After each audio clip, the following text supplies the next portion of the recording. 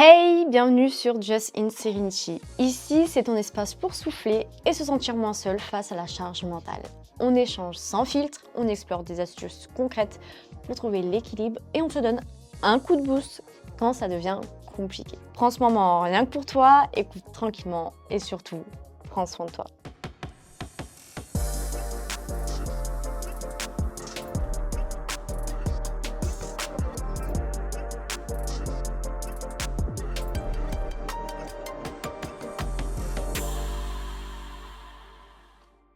La peur des risques, d'où vient-elle en fait?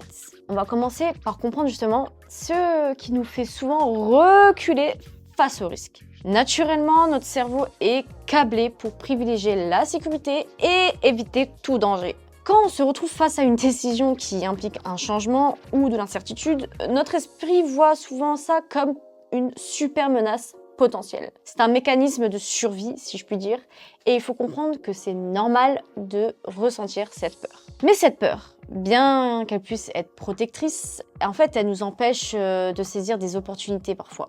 On préfère aussi la sécurité, même si ça ne nous rend pas totalement heureux, juste parce que l'inconnu est perçu comme inconfortable. Mais en réalité, cette peur de prendre des risques n'est souvent qu'un frein temporaire, une sorte d'illusion qui nous limite. Prendre des risques, c'est s'autoriser à vivre quelque chose de nouveau. Ça peut être une petite action ou un grand saut, mais ce qui est certain, c'est que chaque risque nous permet d'apprendre et de découvrir de nouvelles facettes de nous-mêmes et même de développer de nouvelles compétences. Bon, concrètement, en d'autres termes, les risques sont des catalyseurs de changement. Imagine, pose-toi, vas-y. Nickel, c'est bon, t'es posé, let's go. Imagine si on ne prenait jamais de risques. On resterait exactement là où on en est aujourd'hui, sans jamais découvrir ce dont on est vraiment capable. Chaque expérience risque implique une forme de transformation. On en sort plus fort, plus forte, plus confiant, plus confiante, et avec une meilleure compréhension de ce qu'on veut et de ce qu'on ne veut pas dans la vie. Pour ma part, quand j'ai lancé ce podcast, j'avais beaucoup de doutes. Et j'avais peur. Je me demandais si j'allais vraiment réussir à attirer une audience, si mon message allait aussi toucher des gens et si ça valait le coup. J'aurais pu me dire que c'était trop risqué, que ça n'allait peut-être mener à rien. Mais au final, j'en suis là, tu me regardes.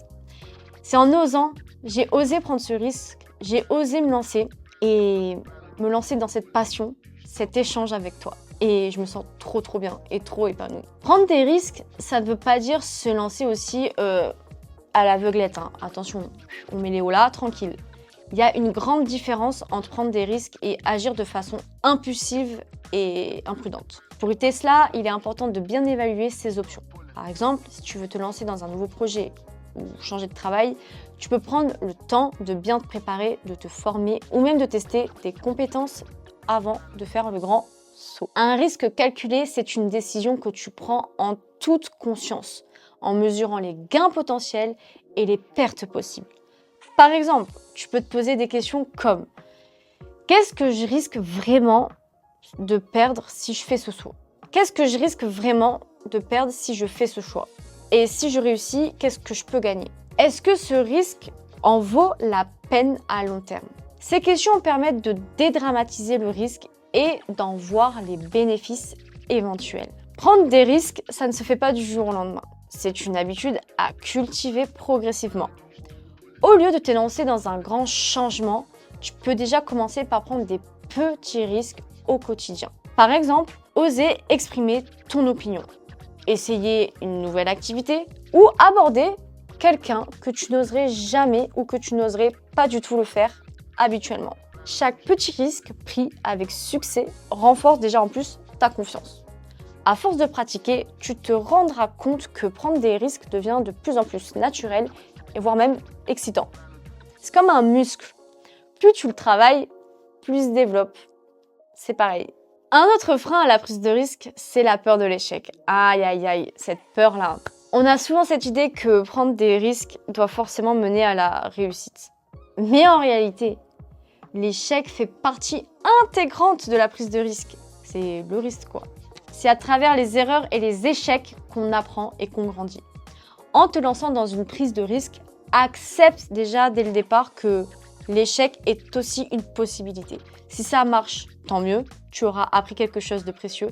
Et si ça ne marche pas, tant mieux aussi en fait, car ça te donnera des leçons et des perspectives que tu n'auras jamais eues autrement. Par exemple, pense à des personnes connues pour avoir pris des risques dans leur vie professionnelle. Steve Jobs, par exemple. Il a pris des risques incroyables dans le développement de produits qui ont changé notre manière de vivre. Il a connu du succès, mais aussi des échecs. Mais oui.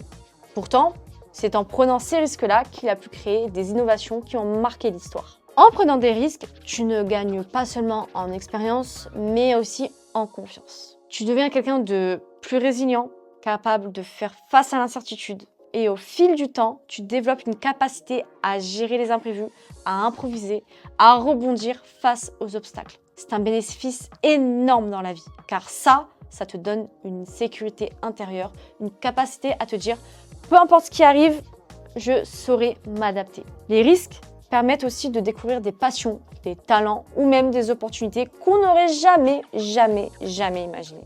Finalement, ils nous ouvrent des fois des portes vers des horizons beaucoup plus larges. Il est souvent dit aussi qu'on doit sortir de sa zone de confort pour avancer. Mais une façon de voir les choses, c'est de transformer cette zone de confort en zone d'expansion.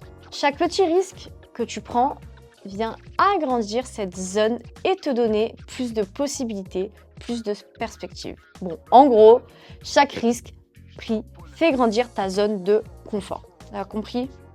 Sinon, remets en arrière.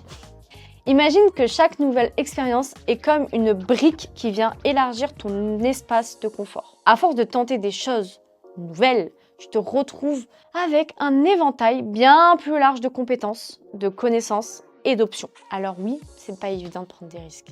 Oui, prendre des risques, ce n'est pas se jeter dans le vide comme ça, sans réflexion. C'est décider de ne pas se limiter à ce qui est sûr et connu, pour aller vers ce qui pourrait être mieux, plus enrichissant. C'est accepter qu'on ne peut pas tout contrôler, mais qu'on peut apprendre toujours et qu'on peut grandir, peu importe le résultat. Si tu hésites en ce moment face à un choix, si tu te demandes si ça vaut le coup de te lancer, demande-toi simplement qu'est-ce que j'ai à perdre et qu'est-ce que j'ai à gagner. La réponse pourrait bien t'encourager à faire le premier pas. Merci infiniment d'avoir écouté cet épisode. N'hésite pas à me partager ton expérience en commentaire ou à partager cet épisode à quelqu'un qui en a besoin. Je te dis à très bientôt pour un nouvel épisode et sur ce, comme d'habitude, prends soin de toi et prends des risques. Allez, ciao ciao.